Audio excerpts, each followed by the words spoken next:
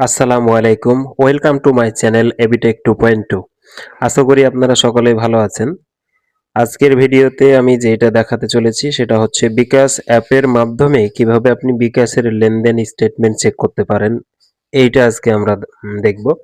তো এইটা দেখার আগে আমি বলতে চাই, যারা এখনো আমার চ্যানেলটিকে সাবস্ক্রাইব করেননি অবশ্যই আমার চ্যানেলটিকে সাবস্ক্রাইব করবেন এবং ভিডিওটি যদি ভালো লাগে লাইক দিয়ে অবশ্যই পাশে থাকবেন। তো এটা করার জন্য আমাদেরকে প্রথমত যেটা করতে হবে, আপনার ফোনে যদি বিকাশ অ্যাপটা ইনস্টল করা না থাকে তাহলে আপনি প্লে স্টোর থেকে আপনি কিন্তু বিকাশ অ্যাপটি ইনস্টল করতে পারবেন।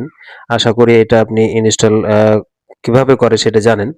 তো ইনস্টল করার পর আপনি যেটা করবেন, নর্মালি আপনি বিকাশ অ্যাপটা ওপেন করবেন।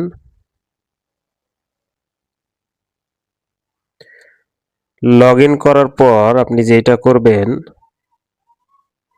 দেখেন উপরে থ্রি বার একটা আইকন আছে, আপনি সে আইকনে ক্লিক দিবেন। এই আইকনে ক্লিক দেওয়ার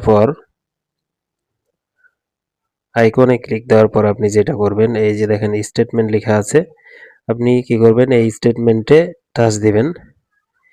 স্টেটমেন্টে টাচ দেওয়ার পর দেখেন আপনি আপনার বিকাশে কখন কত টাকা লেনদেন করেছেন সেটা কিন্তু এখান থেকে আপনি খুব সহজেই চেক করতে পারছেন বা দেখতে পারছেন।